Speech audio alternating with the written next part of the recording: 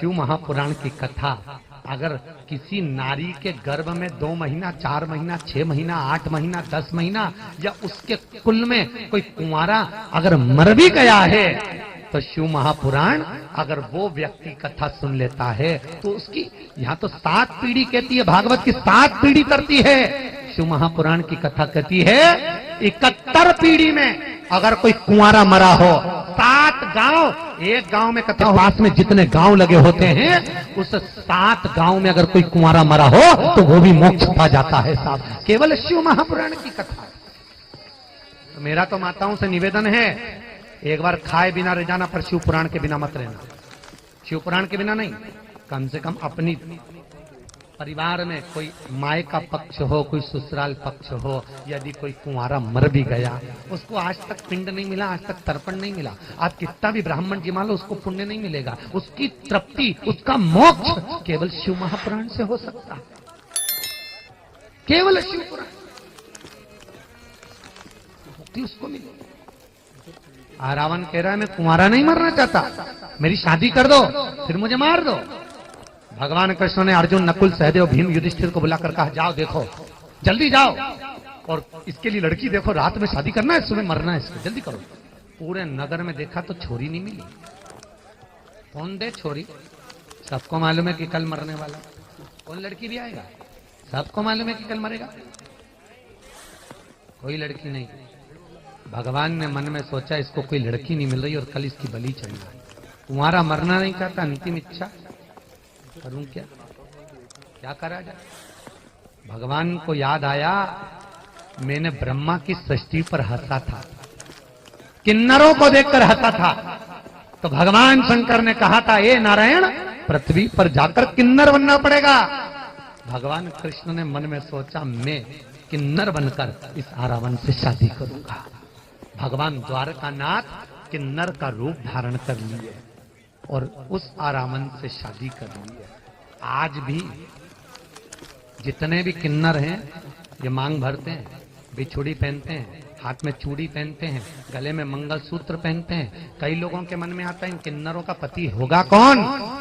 तो शिव महापुराण की कथा कहती है किन्नरों का विवाह एक रात्रि का होता है, घड़े के साथ विवाह किया जाता है। वो घड़ा रावण होता है जिसके साथ में विवाह करते हैं तो किन्नरों का अखंड सौभाग्य हो जाता है। इसलिए शादी में, ब्याह में, जन्म में हमारे यहाँ किन्नर आते हैं, अखंड सौभाग्य। भगवान कृष्ण को भी किन्नर बनना पड़ा था क्योंकि वो ब्रह्मा की सृष्टि पर हंस दिए, हंसे गए। नहीं है ना जल अश्रु हो रहा, नहीं है ना जल बह रहा। तब जाकर युद्ध के मैदान में रावण की बलि चढ़ी और भगवान कृष्ण के नेत्र जल में सजल। तब नहीं है ना जल। महाराज बहुत ध्यान देना इस शिव पुराण के चरित्र को कि हमारी जिंदगी में भी हम उतारेंगे, हम किसी पर उंगली ना उठाएं कि यह गलत है, कोई गलत हो। शिव महापुराण की कथा कहती है हम एक उंगली किसी पर उठाते हैं तो 3 उंगलियां हमारी ओर जाती है कि हम अपने अंदर झांक कर देखें कि अपन कैसे हैं। उसमें एक गलती है, 3 गलतियां हम में है। महाराज ऐसी संगत से दूर रहो जहां पर जाने पर हमारी बर्बादी हो जाए। इसलिए हम बार बार कहते हैं ताली, थाली और प्याली, इन 3 मित्रों से दूर हो जाए। कौन कौन से मित्र? बोलो जम के बोलो जरा। ताली, थाली, प्याली। ये 3 मित्र जिंदगी बर्बाद कर देते हैं। पहला मित्र है ताली मित्र, प्रशंसा करने वाले से दूर रहिए। बहुत ध्यान रखोगा।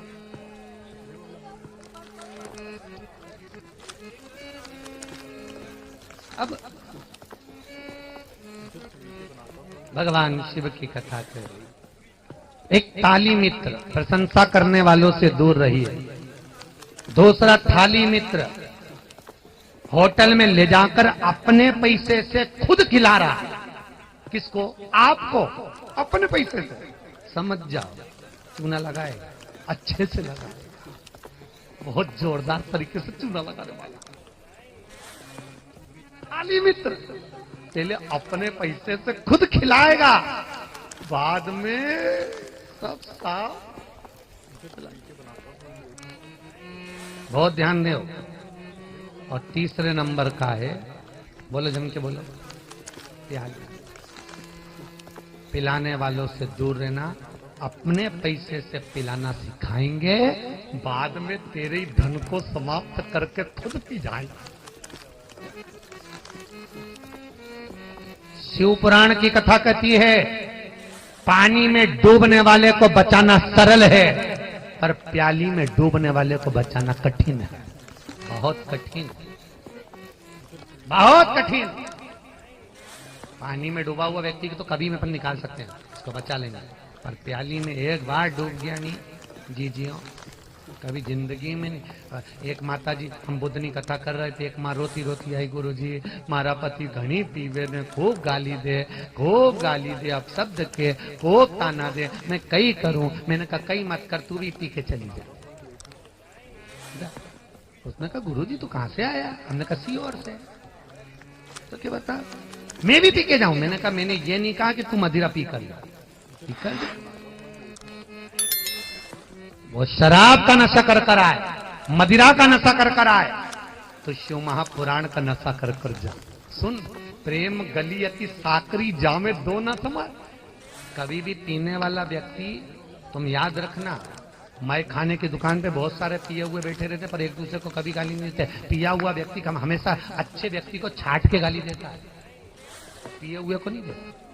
तो उसने कहा गुरुजी मेरे को क्या करना पड़ेगा? कुछ नहीं, तेरा पति क्या करता, रात को पी के आता कि गाली देता, अब शब्द कहता है, इधर उधर डोलता मारता। बस तू ये काम कर, जब शिव पुराण का नशा कर कर जाना, वो गाली दे तू भजन गाना, वो मारने आए तू नाचने लगना। बस इससे क्या होगा? मैंने कहा दो में से एक रहेगा, या तो उसकी उतरेगी या तेरी उतरेगी, बस। पर याद रखना, उसकी उतर जाए, तेरी नहीं उतरना चाहिए। फिर देख वो सही हो जाएगा गुरुजी। मैंने कहा बिल्कुल सही हो जाएगा, करके देख। पहले हमारे पास में इसमें की दो झांझ थी, एक जा हाथ की, जा हाथ की, एक उसको दे दी, ले जा। बस ओम नमः शिवाय का। रात को उसका पति आया, दरवाजा में लात मारी, रोटी दे। ये दो अगरबत्ती लगा के बैठ गई, ओम नमः शिवाय, ओम नमः शिवाय, ओम नमः शिवाय, रोटी दे, ओम नमः शिवाय, ओम नमः। अब बापड़ी डरे भी कहीं जूता नहीं मार दे, ओम नमः शिवाय, ओम नमः शिवाय, ओम नमः शिवाय। जाने बेल्ट हेड़ा मारने को दौड़ा, ये पलंग पे चढ़ के, बाल तो खुले थे, नहा के निकली, ओम नमः शिवाय, और जो नाचने लगी, इसको लगा इसको कहीं की भूतनी मूतनी भराएगी। बोला ही नहीं। अब ये सुबह उठा, उससे पहले 4 बजे उठ के ही बाल माल खोल के फिर बैठ गई। उसकी सुबह उतर गई, इसकी नहीं उतरी। ओम नमः शिवाय, ओम नमः शिवाय, ओम नमः शिवाय। पति बोले मेरे को ऑफिस जाना है, रोटी बना दे, और बच्चों को स्कूल जाना है। ओम नमः शिवाय, ओम नमः शिवाय, ओम नमः शिवाय। बच्चों को स्कूल जाना है, रोटी बना दे, ओम नमः शिवाय, ओम। अब इसकी उतर गई, इसकी नहीं उतरी, नहीं उतरी। ओम नमः शिवाय। भूखा चले गया, बच्चे भी ऐसे ही चले गए। शाम के फिर आया, फिर पी के आया, फिर उसने यही किया, फिर ये समझा, फिर सो गया। तीसरे दिन पड़ोसन के यहाँ गया, काकी काकी वो थारी बहू को ना जाने क्या हो गया, 24 घंटे ओम नमः शिवाय बोले, ना रोटी बनाए ना सब्जी बनाए, ना जाने क्या हो गया। काकी समझ गई, सीहोर वाला महाराज पिला के चले गया।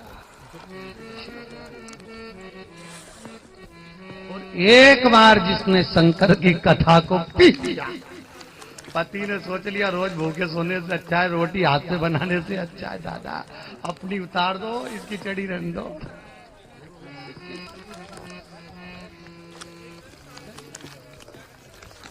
जीवन का सुख देने वाले,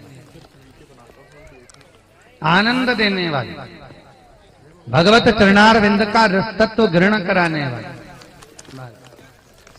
3 मित्रों से दूर रहिए। पहला, जम के बोलो, ताली। दूसरा, थाली। और तीसरा, प्याली।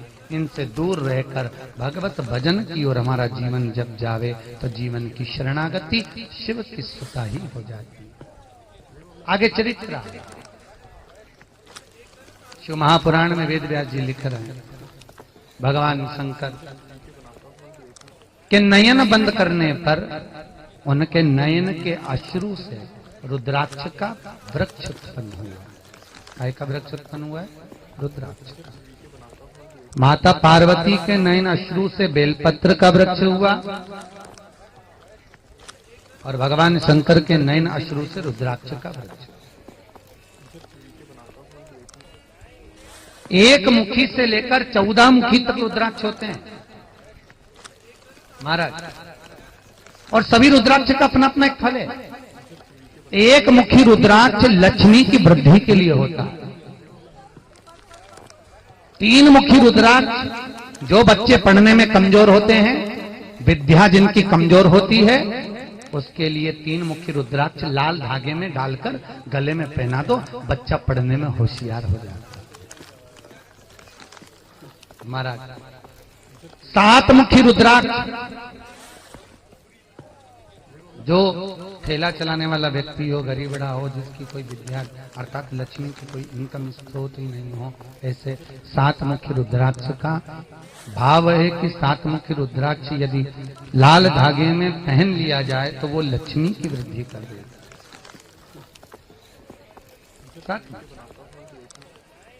9 मुखी रुद्राक्ष, 11 मुखी रुद्राक्ष ब्लड प्रेशर के लिए हैं।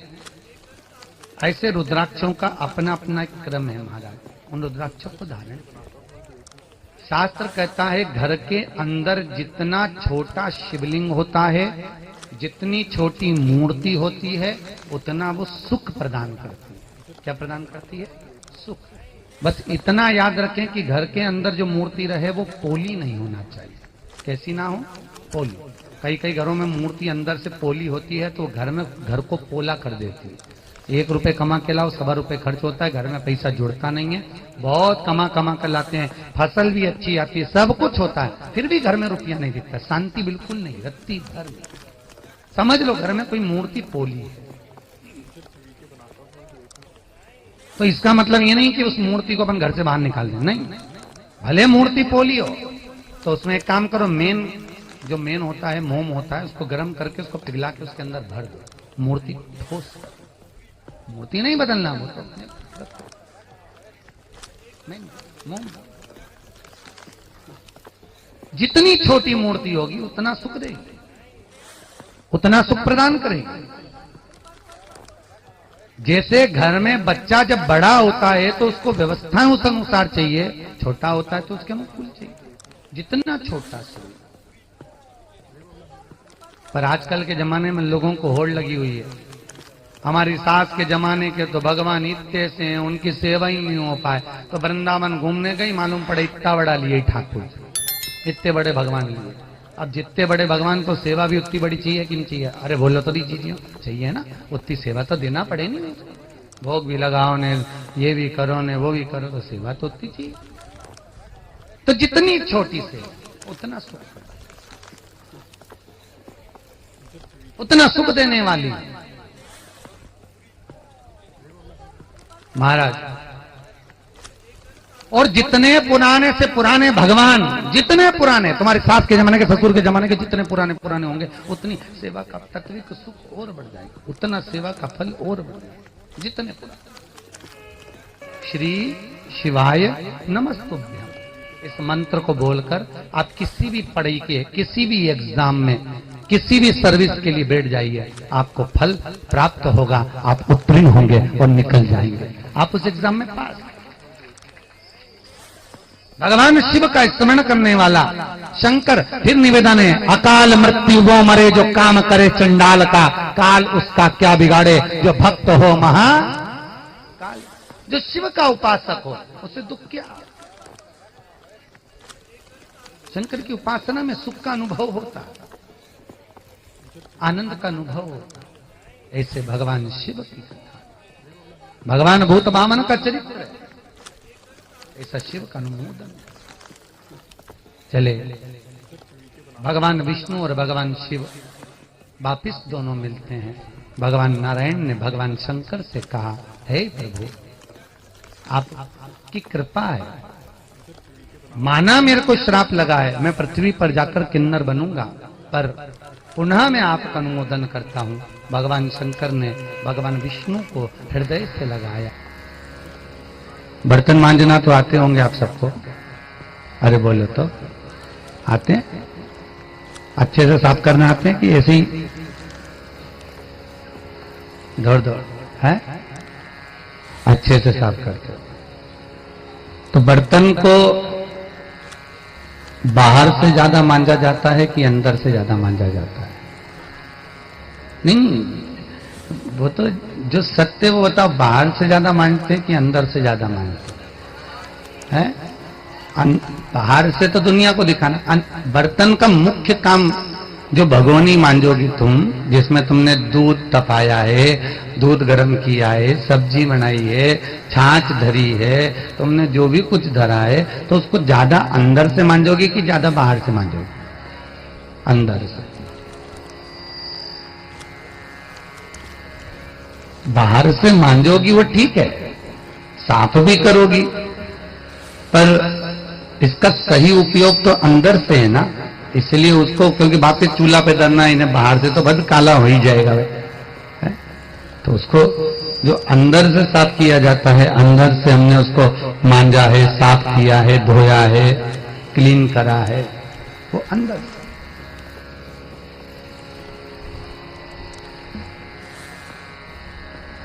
बाहर से कितना भी इस शरीर को साफ कर लो साहब, अंत में शरीर फिर चूल्हे पे चढ़ेगा, फिर काला हो जाएगा। पर एक बार ये अंदर से अगर साफ हो गया तो शिव मिल ही जाएगा, शंकर मिला, फिर इसको मिलन में देरी नहीं है,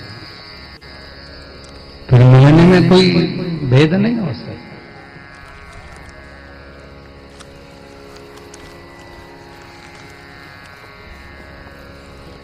इतना सारा दूध भगोना भर के धरा और उसको दही बनाना है, तो क्या इतना ही जामन चाहिए? तो कितना चाहिए? इतो सो, केवल इतना सा जामन डाला और इतना भगोना भर के दूध दही बन गया, जम गया। बस पूरी जिंदगी में 7 दिन की शिव महापुराण। ओम श्री शिवाय। नमस्ते दर्शकों, आज की जो कथा है वो पंडित प्रदीप जी मिश्रा द्वारा जो है महाराष्ट्र में सुनाई जा रही है। जैसा कि आपको पता होगा, महाराष्ट्र के धुलिया में जो है कथा चल रही है। कथा के दौरान पंडित प्रदीप जी मिश्रा ने जो है बहुत ही अच्छा जो है प्रवचन दिया है और साथ ही में जो है भगवान शिव और माता पार्वती के बारे में जो है वर्णन किया है। इसी के साथ में जो है उन्होंने जो है कथा के दौरान जो है और भी बहुत सारे उपाय भी बताए हैं, जो अगर आपने जो है कथा को ध्यान से नहीं सुना है या फिर इस कथा को सुनने के बाद में अगर आप और भी जो है आगे आने वाली कथाओं को सुनना चाहते हैं, तो इसके लिए आपको कुछ नहीं करना है, केवल हमारे चैनल को सब्सक्राइब कर लेना है। सब्सक्राइब करने के बाद में जो है पास में आ रहे बेल आइकन को प्रेस कर देना, ताकि आपको समय पर जो है सूचनाएं मिलती रहे। इसी के साथ में